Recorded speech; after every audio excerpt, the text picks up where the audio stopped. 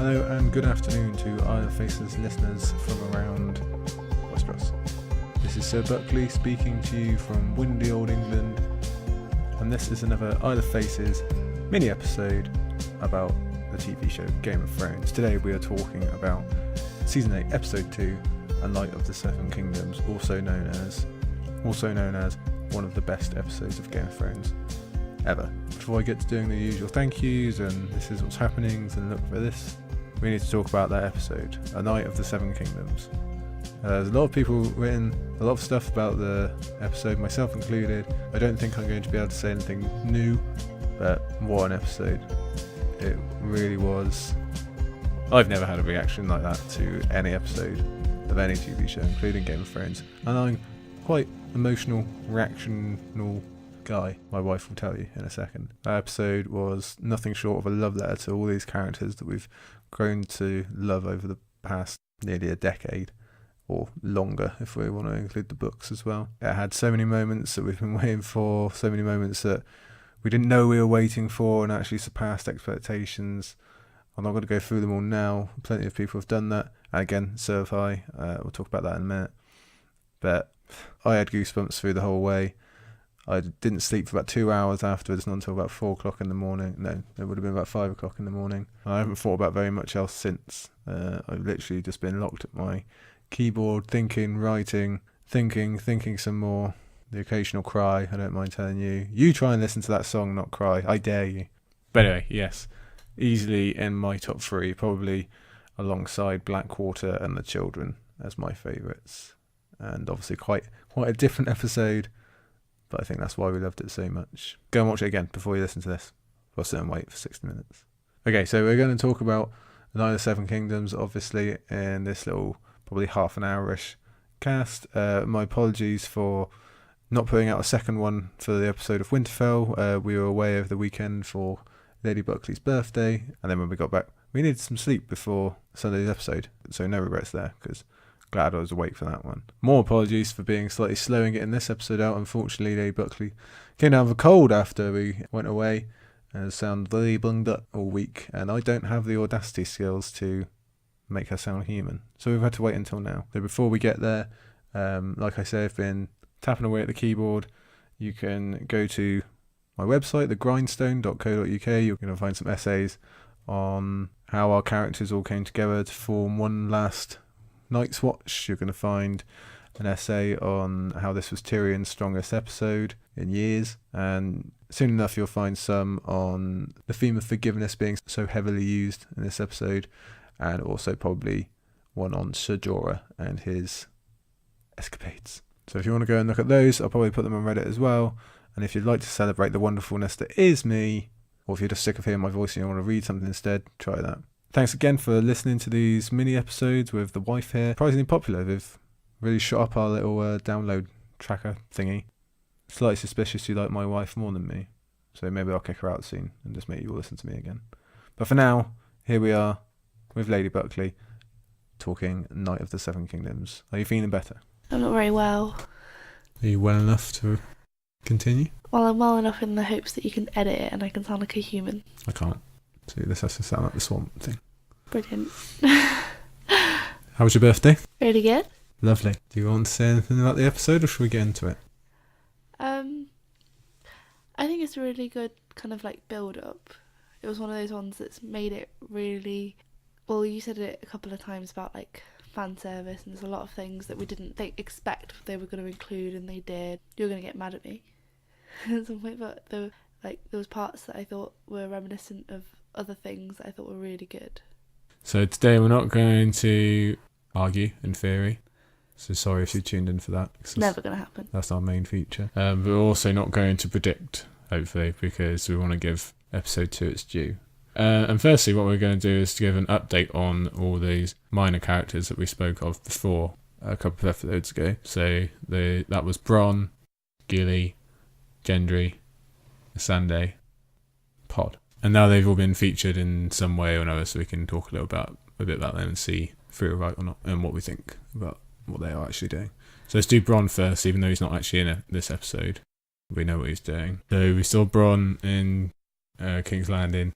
And he gets the crossbow and he's been sent by Cersei to kill Jaime or Tyrion, which is exactly what I said would happen. And you said, no, it won't. And it did. No, I didn't say no, it won't. I said I don't want it to happen. No arguing today.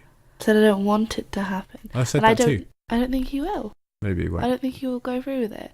It was too, clear cut in the fact that Qyburn, he didn't need to say much, he just handed it over and said a couple of things. It was too, I don't know, it just doesn't feel like it's actually going to happen. It's the same way that you didn't feel that Ned is actually ever going to go to the wall at any point. You don't feel like that's actually going to happen. Something else is going to intercede. Something else is going to happen. Irrelevant. I was right. That's the end of the episode. Thank you for listening, everybody. Goodbye. You're not right. I am right. Alright. I said that I don't think it'd be a good ending, but you said that he would go through with it, and not that it would happen and it would be put forward. It has been put forward. I just don't think it'd be a very good ending. I don't think that he would do that as a character. You said that you think it'd be a good story. I don't think it would be a good story. I think very much that the whole point of his character is he's not just one single track mind. All the characters in Game of Thrones have such layers in them that he's not just about money. That's not all he's there for. Okay, if you say so, let's move on anyway to the characters that we actually saw. I was right. Missandei. Let's do Missandei first. So we said before that she would basically exist just to say goodbye to Grey Worm before the battle, which she did do at the end of the episode. And we couldn't really think up much else for her to do. But it's not just the simplicity of saying goodbye, though, was it? It's the characters that are left behind, who aren't fighters, who are left in the crypt. It's someone as an identifiable character as them. Because the other ones we talked about, we said, Gilly's going down to the crypt, but Gilly's, the mothering one. She's left behind. She's one of those characters that, at war, she is left behind. What is it she can contribute? Yeah, well, that's it.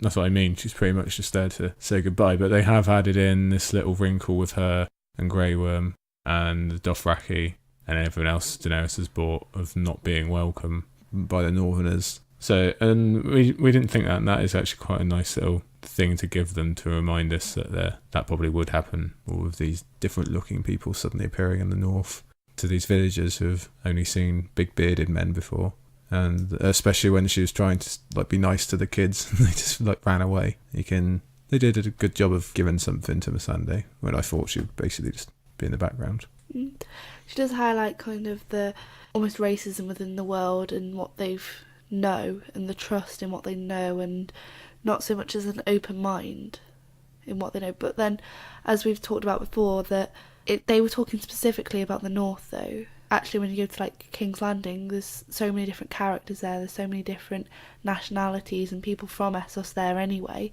that it's not Westeros in general. And they were talking about Westeros in general as if this one place that they've been is the whole of Westeros. Yeah, they don't have enough experience. They just kind of flitted into King's Landing and out, so they didn't really get a chance. Because they have that conversation about going off to Narth after Daenerys has won, which I actually found surprising. You'd think that they would stick by Daenerys forever type thing, but I guess that's the whole point, that she's freed them so they can go and do that now.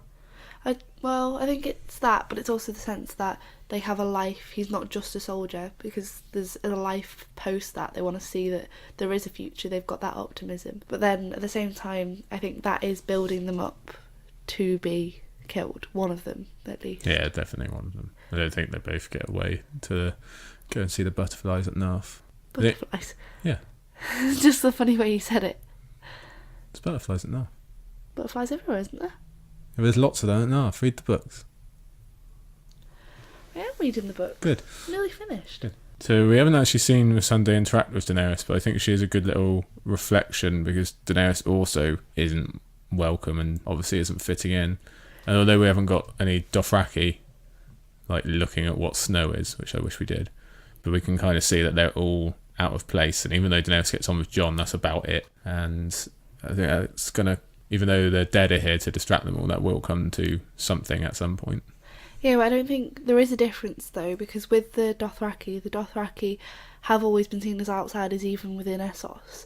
They do things their own way, and if people don't like it, they raid their towns. They enlist people as slaves. Well, not enlist, but you know what I mean. It's not in their nature to care what other people think. They publicly have sex. It's not a wedding without at least Yeah, deaths. I don't think they're like worried, the Northerners don't like me, but I do think, like, considering how they were like amazed by boats, I would have liked just to seen of them being like, what the hell is snow?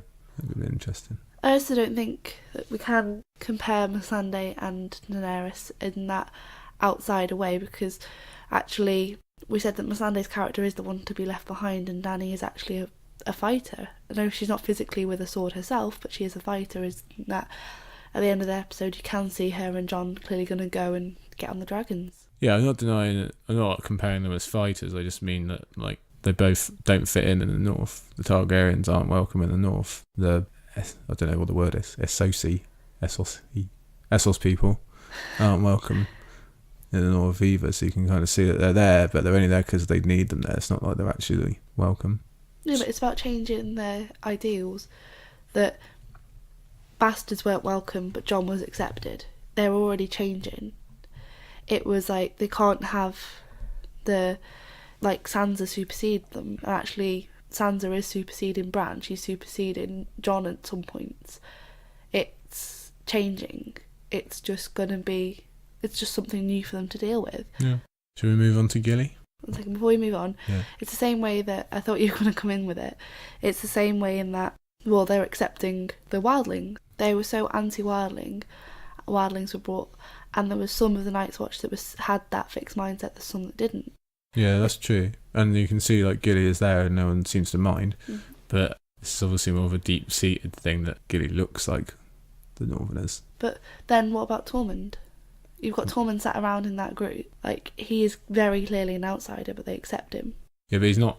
But he only lives, like, he's from, like, 50 miles down the road, not, like, half a world away. But they've seen wildlings all their life. They've never seen anyone who looks like Missandei, in theory. Yeah, but the whole point was they were so anti-wildling. Yeah, I know. I'm hoping that'd be good if we get to see them. And maybe they will after the battle, if they see the Unsullied, like, save all of them. I'm just saying at the moment, Missandei's got this pretty cruel storyline of having to put up with this, even though she's come to save all these people. But anyway, we just mentioned Gilly, so let's move on to her. Sure. So obviously it's the first time we saw her, because we mentioned in the last one that we didn't see her. We thought she'd be a lot more with Sam, and then yet the 2 times we see her are during the song in bed with Sam and little Sam, and then beforehand helping, like, encourage the children into the crypts, helping support them, giving them purpose, as it were. Yeah, we didn't really see as much of a storyline for Gilly either. We thought she kind of had her peak before with the Rhaegar reveal, but they found something for her to do, and like you say, she's looking after little, well, it's going to become medium Sam soon, so he's not that little anymore. But we haven't really seen her interact with normal Sam about his dad and brother, or we don't even know if Sam's told her about Jon's secret, probably not yet. So I don't know, I don't think there'll be time really for those two to really interact, but obviously they're going to have some kind of sad bit. Yeah, that's if it all comes about though. Like, I think her whole purpose is going to be in the crypts now, away from Sam. If you put her in with Sam, as they're going to have this discussion about the whole Rhaegar Lyanna and then his father and his brother, then that won't happen unless the whole battle's ended. So I think her big next role is to do with the crypts. Yeah, I agree. I think we could easily see something kind of similar to Sansa during the Battle of the Blackwater in Maegor's Holdfast, where Cersei legs it and Sansa's kind of left to calm everyone down. I could see Gilly calming down the children, or, you know, doing something of that nature. Being important anyway. But then at the same time, I also think that she is a wildling at heart. She has gone through a lot of beatings. She's gone through a lot of pain, so she would actually be quite a good fighter to be down there when it came down to it, to support and defend them. She's a mother. She's got the mothering instinct, but she's also got that fight within her. Depends what's down there to fight, really, isn't it? True, but as part of what she was as Craster's wife, she built that toughness. She didn't shirk away. She didn't run away when the White Walker was coming for Sam, but she just had to protect him. She had no other way other than to protect him. Yeah, you definitely can't question her bravery. I think that he could definitely play on this mothering role they've got, like, if she's in charge. Because we don't know if these kids, I assume a lot of these kids coming in are orphans as well, so she might literally be, like, the only one in charge of the kids. Yeah. I think there will be a lot of other characters down there, though, like people that you wouldn't expect, but at the same time, there is going to be something down there. There is going to be something that's going to happen. It's not just going to be they're left there. No, I don't really think that's possible. They reference it too much. And there's a thought inside my head that actually, well, the crypts is full of a lot of Starks. No predicting. I want to predict. That's my theory that I thought. No, of. you can go on in there for predicting. No, but it's not something that I've read. It's something I've been thinking about. What are the Starks down there? Well, there's lots of Starks in terms of like Stark's bodies. Yeah. And if White Walkers awaken the dead. You've not seen that? No. Yeah. It's been a theory for a long time. Well, that's what I was thinking about. I was thinking, well, a lot of Starks get awakened within there. I think we've almost accepted that's what's going to happen. Oh, well, because I was also thinking, when you look at the trailer, what else could Arya be running away from? Arya wouldn't run away from a White. What she may run away from is someone she knows as a White. Yeah. There's definitely going to be people they know as well. Well, Hodor. Yeah. There'll be loads of them. That'll be the big thing. I think that's how the episode will finish as well. It'll be like Brienne gets cut down, or Jaime, or someone, and the last shot will be them coming back to... I could see that. Anything more on Gilly? Or do you just think that something bad's going to happen? I don't think anything bad's going to happen to her. I think what you could see with her is something happening to Sam. The fact that he wants to stay but he's not a fighter, and her reaction because of something happening to him. Pretty heartstring pulling when they're in the bed with the song going on. Yeah, I don't see her as a character that can be just left to be killed. I think it's more that she's a character who is there in support of Sam, because actually now Bran has fully accepted his character and has fully embraced the three-headed raven. He is the knowledgeable one, which was what Sam's character was aiming to be. Yeah, he kind of needs Sam as his filter, though, didn't he? Like, Sam's going to be he's going to be his apprentice, I reckon. We're getting ahead of ourselves anyway. We've only got so much time. Let's move on to Mr. Podrick, with no end to his talents. And haircuts. And really cool haircuts. I like his haircut. So we predicted in our podcast before that he would maybe become a knight, or would do something heroic, or go all super squire again and save Brienne, or save Tyrion again, or something cool. And there's certainly, that seems to be on track. We see Jaime and Brienne watching him fight. He's very good at fighting now. Can I say that I think that something that goes along with that is saying that he would have conflict between... Okay, so I was saying that he would have conflict between Tyrion and Brienne, but actually he doesn't have to have that anymore. Now that Tyrion has been told, I don't know whether he will, but has been told to stay in the crypts, he can support Tyrion by helping Jaime. So actually his heroic act, or his super squiring that we said, would either be towards Jaime, in which case it'd be in service of both Brienne and Tyrion, or Brienne, and that's a good point. it'd be the same way. Yeah, we did. You had a little theory that possibly Tyrion might want something different from Sansa, which would put Brienne on one side and probably be in the middle. Don't look like that's going to happen. It looks like everyone's remaining on the same side for this battle at least. You don't know what's going to happen afterwards. It'd be afterwards. It's not at this point in time. This point in time, the only person going against everything is Cersei. But yeah, that's interesting that you could do something for Jaime and Brienne at the same time. And he looked very happy for Brienne during the knighting scene. Technically she could now knight him, maybe, if he does something good. Maybe, don't want to predict, but it could maybe be a fitting last Brienne act to knight Pod, finally. Why are you allowed predictions? It's not a prediction, I'm just saying. Well, I don't think that at all, though, because I don't think he sees things that way. Whenever you've seen his character's always been selfless. I don't think there was a part of him that thought, oh, I wanted to be. I think a lot of, I know me and you thought about it, thought, well, why not Pod? Yeah. But I don't think he thought of that way. I don't think that's his character to think, well, why not me? His character was, he's always called her my lord. Yeah. My lady. Yeah. He always corrected himself, he went my lord, no my lady. But he's always said that. He's always seen her as a knight. I think he took a lot of satisfaction from her being knighted. Yeah, you're right. He seems to be quite happy playing the second fiddle, but you could see it happening if he does something heroic, but either way, let's let Brienne have a spotlight for the knighting for now. At least he was happy. But doesn't matter if he gets knighted or not, because he'd be launching his new Westerosi singing career. So he had his Jenny's song. It was easily one of the most chilling moments in the show's history. You get a little montage, like we said, with Sam and Gilly, and Beautiful singing. beautiful singing. Well done, Daniel. But the other thing, because we said about as well that him to sing not in his accent, that is incredible skill. Yeah, if you've never heard Daniel Portman talk like normally, he's on the DVD commentary, so I'm sure you can find it somewhere. It's very, very heavy Scottish accent. Does not sound like Pod in the slightest, but that's how good these people are. But to also sing like that, yeah, you're right. And what I was saying at the very beginning was that it had to draw a line to other things that I enjoy. I know you maybe not enjoy as much, but it was very reminiscent to me of the kind of songs you hear, the laments you hear in big character films. So like in Lord of the Rings, if there's someone going off to die, it was a very lamenting song. Yeah, it did sound a bit Lord of the Ringsy. That's why I've been singing that song all day. What song? The one... The Hobbit song? Yeah. Well, no, I'm not going to... No, I'm going to sing it. I'm not asking you to sing it. I just didn't know you'd been singing the it. one when Faramir rides off because I his know. father's told him that he needs to go and give his life. Yeah, it does sound a bit like that. It does. Yeah, definitely got the waterworks going for me, and ever since. You can find that Florence and the Machine version on YouTube now. Don't wrinkle your nose, it's really good. That's really good, and obviously it's dead on with the message saying that no one wants to leave, and we've had all these great character moments, and obviously a lot of them are going to be leaving, and that combines, I think, pretty strong with Sam's comparison of death to forgetting.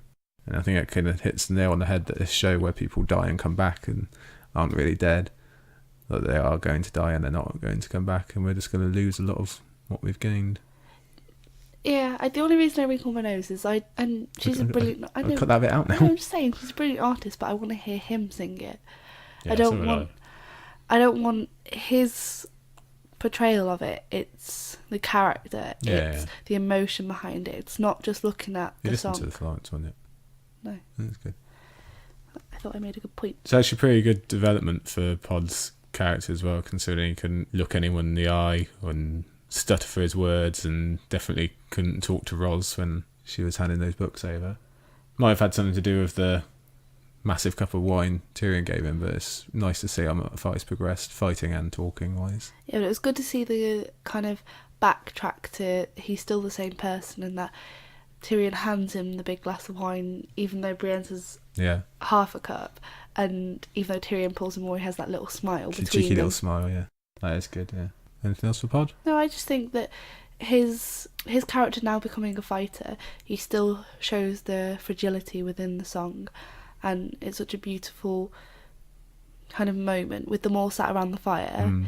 He would be what you consider kind of the more minor character amongst them all, and yet his moment overshadowed the rest. Yeah, I would agree. I think he's probably, out of these minor ones we've picked, he's probably one of the more, maybe him or Gendry, and Bronfield's around more, but he's definitely made the transition to more of a, not major, but he's moved up the ladder a bit. But now it just worries me that he's going to die. Yes, me too. I don't think he will. He might have to watch Brienne die. Okay, last one then is Gendry. Oh, well, Gendry. What have you been up to? So, Lady Berkeley, you called it? Well, I did call it. I said that we'd get glances and flirting. Obviously, there was a lot more, but... We did have that first, yeah. Yeah, we didn't think there'd be the time for that. I thought they would have kicked off with the battle a lot sooner. And considering they had that more time, it was really nice to see that actually they did have that development. And it is nice to be able to say that, well, if this is the end with this battle, we did finally get to see the Baratheon with the Stark. Yeah, it goes all the way back to that first, I think it was the first episode, where Robert was saying he has a son and Ned was saying he has a daughter, and obviously they were referencing two other people, but now we've got a Ned daughter and a Robert son together. But I also think it goes further back than that, though, because with Robert and Lyanna in the first place. Yeah, that's true. Yeah, it seems to have always been destined, and now we've actually got it between two willing participants. But then at the same time, it makes you think that, well, that's not going to happen. There's never been that happy ending for the Starks and the Baratheons. So what's going to happen between them? Hard to guess. You could see anything happen to either one of them. But we did, like you say, at least we've got it now, and it was a really big moment for both of them. Obviously, we care a bit more.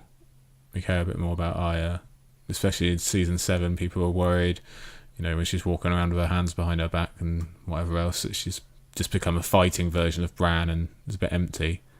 And we did predict that in the first one, that she'd lost some of her emotion. And actually, even up until that point, it seemed like she'd lost some of her emotions. It definitely didn't seem as bad as in season 7. Like, she seemed a lot better in the first episode of season 8. But no, I get that, but what we did say is that we did still think that there is some emotion lost of Arya. She was very hot-headed. She had gone into more of a, I want to say, kind of assassin state. Yeah, but now we've had that confirmation. She is still in there. She's still hot-blooded. She's got humanity back, and it's really a really good way to show that. And obviously, this is something that fans have wanted for a long time, so that was really cool. And just before Gendry revealed his parentage to Arya, I'd actually forgot that she didn't know anyway. So it was a nice little tidbit to remember that. Yeah, I think as well we were saying that before that, with all of them, it was nice seeing, thinking about in terms of Ned and Robert and Stark and Baratheon in that way. But when we were talking about it last week, we were saying how Gendry, why is he making an axe? Why is he's making swords? What about his warhammer? Has he made that? We haven't seen it. That'd be interesting to see if he's added in, because he has his warhammer that he made in King's Landing, but if he's added those spikes on it or something like that'd be cool. And what about her weapon? Yeah, her little Yondu thing. This looks like a little staff, really. Yeah, but for her to demonstrate to him by throwing things and him to be so taken aback by it, that kind of highlights, well, it's something to do with throwing. Yeah, it could be. I don't know. Not necessarily. I think she was just showing him that, look what I can do now. Okay. But yeah, definitely big moment for both of them. Might be the biggest moment we get of Gendry. Depends what happens to him. But I could see him surviving. He's got a big warhammer, like you say.